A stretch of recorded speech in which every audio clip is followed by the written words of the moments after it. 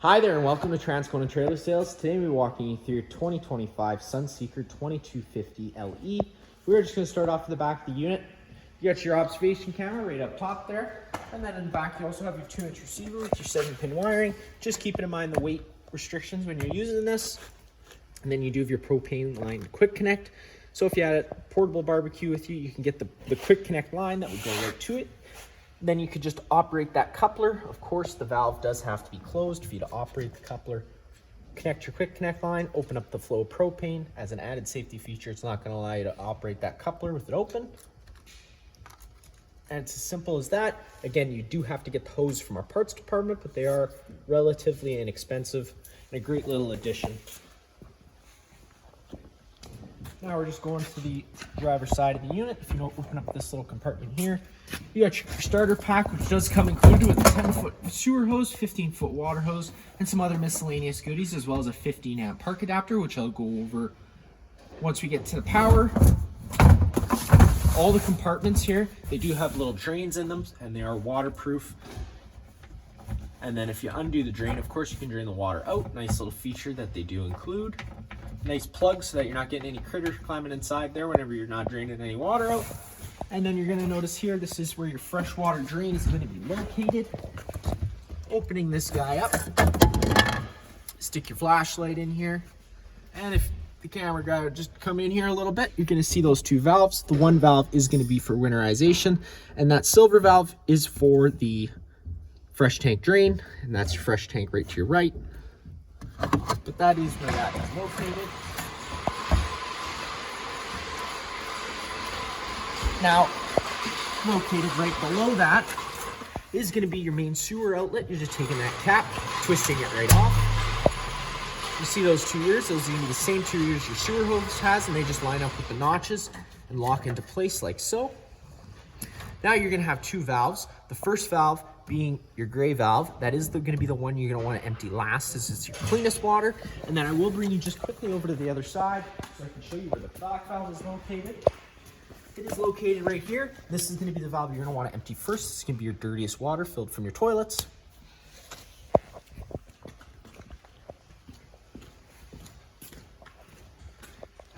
A little bit more to the left, you got your Furrion coax plug-in. And then you do have your 30-amp twist lock connection. You're just taking note of that notch there. It lines up with this notch on this side. Lining that up firm into place, 8th turn to lock it in, and then you got that threaded collar to really lock it down. If you follow that cord back, you do have your standard 30-amp plug-in. Most campsites should have this and you can plug right on in, but let's say you have the unit on your driveway at home, or your campsite only has 15-amp service. We do include that 15-amp park adapter, which I told you about in that compartment there. And it just takes that down into a standard household. Just keeping in mind, if you're on 15 amps of power, you're not going to be able to run your air conditioner. So just be mindful of that. But of course, you have that generator, so you can run the air conditioner off the generator, just not a 15-amp service. Right here, you got your fresh water connection. So if you thread a garden hose in there and turn it on, that's just gonna fill up that fresh tank, and that's what your water pump draws off of. This little guy here is just a vent for your fresh tank. Once your fresh tank gets full, this is gonna squirt out water, so just be mindful of that. And then you got your city water connection, so if you're at a site with service, you can thread a garden hose in there, turn it on. It'll pressurize all those lines without needing to run your water pump. Then you get your little water heater service port. Taking that tab, twisting it over, that'll allow you to pull that right out of place. The main thing you're going to need to worry about here is whenever you first get to your campsite, giving that pressure relief valve a pull, there should be a shot of water coming out of there, letting you know that the tank's full. I did winterize this unit, but I completely drained everything, as we still can dip into some low temperatures, just so you don't have the risk of freezing anything. I'm going to go over a reset procedure inside. The button I'm going to refer to is just right here. And then you do have your 1.1/8 drain bolt right down here near the bottom. So 1.1/8 drain bolt, what I mean by that is you need an 1.1/8 socket to take it off. Lining the tabs up on the bottom of the door, making sure your pressure relief valve is pulled back in. You can line those guys up. Pull the tab, twist it over, it locks it into place. This is where your main propane connection's at. Twisting that and opening that up. You got your fill section here, which you're not going to have to worry about unless you have a propane license, of course. And then you have your main valve to open and close the flow. With it closed, Obviously, that's clockwise, counterclockwise all the way to open it all the way up. Nice and slow though, just so you allow all the flow into the unit. You got your level for your propane right here. There's also another one inside. We do got that full for you, ready for pickup. And then you do just have your generator service port, which is locked. So let me just grab my key.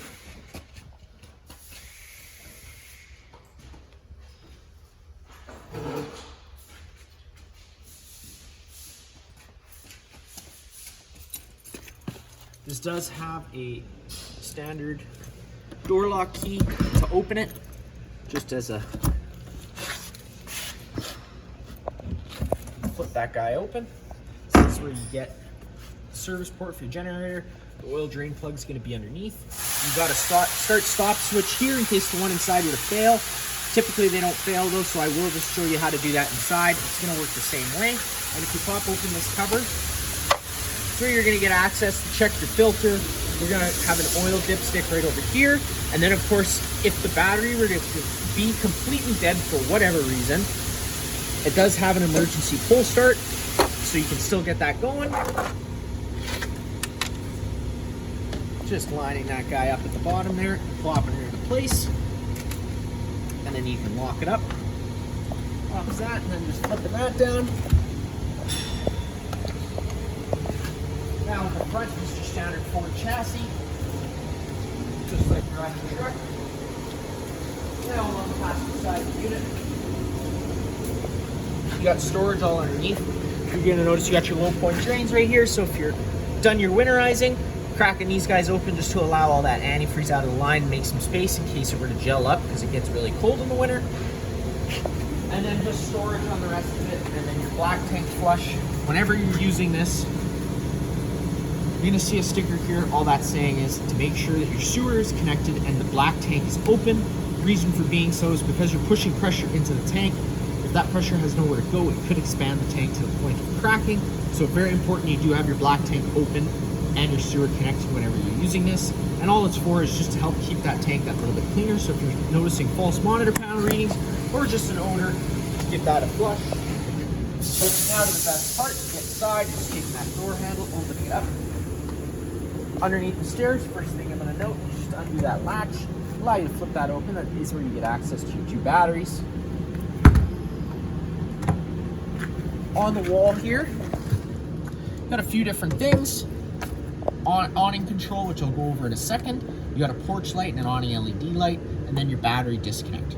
So within the on position, the batteries are connected to the unit, and when it's in the off position, the batteries would become disconnected from the unit. So that's great for storage. One thing I'm going to mention now is if you do have the batteries disconnected, even if you have the generator running or you're plugged in, the 12 volt stuff isn't going to work. The batteries do have to be connected for anything 12 volt beside this unit to work. Then you do have your solar controller on the wall here. You're going to get a manual with all kinds of settings you can play with on here. It's a little in-depth to do over in the video.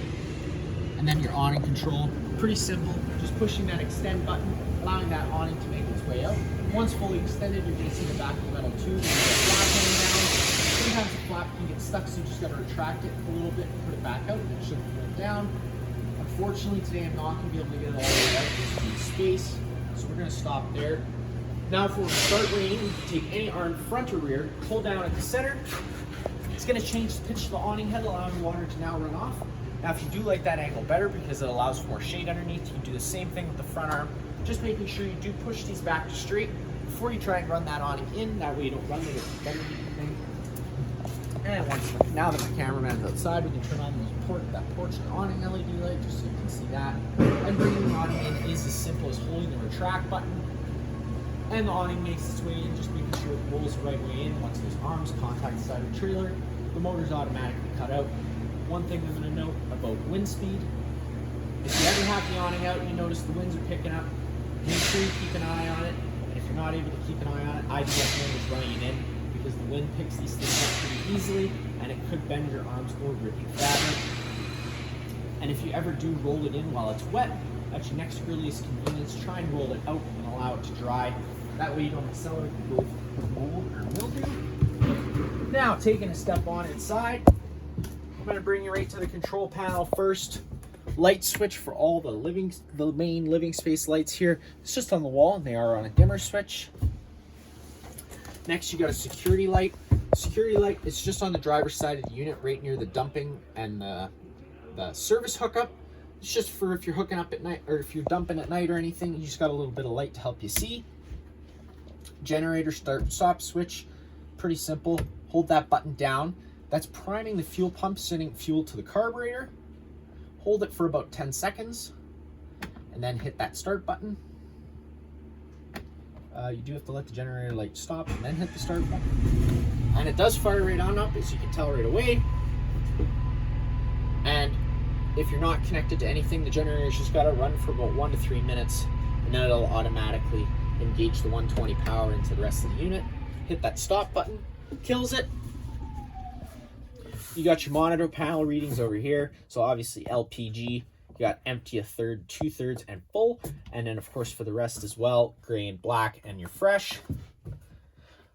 Down below, you got a couple different options for your water here. You can fire it up on gas or electric. Gas is going to be the quickest way to get the water hot.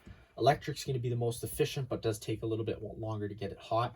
And then you got your water pump switch, which draws out of your fresh tank. And then you do have an Arctic pack system, so it's for extended camping seasons. Unfortunately, it's not adequate to keep up with our Manitoba winters. And honestly, if you're dipping anywhere below 0, even with the Arctic pack system, you are running the risk of freezing things. So just keep that in mind whenever you are using it. You're going to see this AGS up here. That is for the generator. There's a manual that comes included with it to set all that up. It gets pretty in depth though. It's just essentially an automatic system you can set up so that if your batteries dip below a certain voltage, it'll automatically start the generator as long as there's 12-volt power connected to the unit. All around here, you got storage space, but inside here you got your main coax plug-in. Let me just get my flashlight so you can see a little bit better. You're going to notice that black button there. It turns that green light on. That does turn the antenna on the roof. It also improves radio frequency, so I typically do just leave them on, but it is going to be a personal preference thing. You can either turn it on or leave it off. Now up at the front, you got your bunk space, pretty standard. And then you got your TV. Now this TV also is the built-in stereo system, so that's how you operate that. Up front, you got your standard Ford chassis. I'm going to go over the slide-out operation next. The reason we're in the front here is because your parking brake does have to be engaged, and the key does have to be in the accessory mode for the slide-out to work, and that is just an added safety feature, so you can't run that slide-out while you're driving. The slide-out switch is just in between the wall and the slide-out. Push and hold that out button. The slide-out's going to start making its way out. One thing I'm just going to get the cameraman to point at is just the mattress, noticing how it is now. They're stacked up together. When you're running it out, you don't have to worry about doing any of that. And once the slide out's out, I'll explain the rest. The slide out, once it hits to its fullest extension, the motors are just going to cut out. So you're going to see this mattress is a wedge style mattress, so it's just going to slide into place. And now typically you could just run the slide out in, and it's going to automatically come in with, it's supposed to automatically come up. Just a pre-warning, if you had blankets on here, it could stop all that and put extra strain on the motor. So personally, before you go try and bring the slide out in, I do recommend just sliding this up manually yourself. That way you don't put any extra strain on anything. Now I'm just going to cut the key in the ignition so we don't kill that battery. In your little dinette space, tons of accent lighting all throughout underneath these cabinets here, so you can explore all that. This also turns into a bed if you were to have extra guests. On top of the bunk space up top, works pretty simple. You are going to have to kind of slide these out of place for temporarily until you get it down. Throw those on the mattress for now. You're going to notice there's seat belts underneath here as well, just keeping in mind. I don't know about the laws elsewhere, but you are limited to the number of passengers to seat belts in Manitoba. So as many seat belts as you have, that's as many passengers as you're allowed to have. There is going to be seat belts on this side as well. Sorry, there's not. It's only on this side. Now, for the table, to fold it out into a bed, you're just having to pick it up and pull it towards you. And push it down a little bit because there is a gas strut underneath it. And push it back. And that table does slide into place. Now you can take your cushions, fill in the center, have yourself another little bed area. Then to get it back up, it's just as simple as pulling that up towards you, kind of helping it up. Lifting it up like so you can lock that tabletop on that ledge. Then that locks that back into a table. All the blinds in the unit are going to work the same way. They're just going to kind of sit where you leave them, and one quick pull will allow them to retract back up. Now into your kitchen area. Sink, hot and cold water. You do have a nice little fold out table here. You're just having to pick that up. You've got two little spring assisted things here, and they come up pretty hard, so just watch your fingers when you are using them. And they lock into place. Then to get them to unlock, you're just pulling up, folding them back down. That will allow that to fold back down. This here, giving it a push, will allow you to pull that back up. You got USB and USB-C, as well as a couple GFI plugs, and then to get it back down, you're pushing that red button, locking it back into place. Now, come into your stove. I'm going to mention it does run off propane. You also have a propane furnace, because that does put off fumes and takes oxygen out of there. You have an LP detector right here near the ground. If this guy ever starts going off, don't panic. Just turn off the main supply of propane and open up some windows and vents just to ventilate it out a little bit. It's also very sensitive to cleaning chemicals. So if you're inside cleaning and you spray some chemicals around here and it starts going off, use your best judgment, but typically it's just going to be that chemical. So just silence it, wave some fresh air around it, and it should be good. Now back to getting to the stove to light. To get the igniters to work, you do have to have the accent lighting on. Being careful with this as it's glass, so always being gentle whenever you're putting it up or down.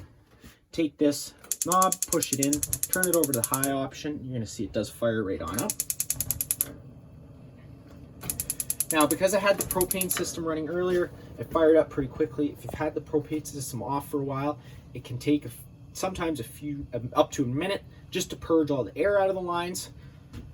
So I'll even go as far to say that if you've had the propane system off, you get to your campsite, you turn your propane system on. The first thing I would do before trying to light anything else is just running the stove. That just allows it to purge all the air out of the lines. So if you go to fire something like your furnace or your water heater, if you haven't purged it, it could throw a fault code because it's only going to try lighting itself a few times before it stops trying.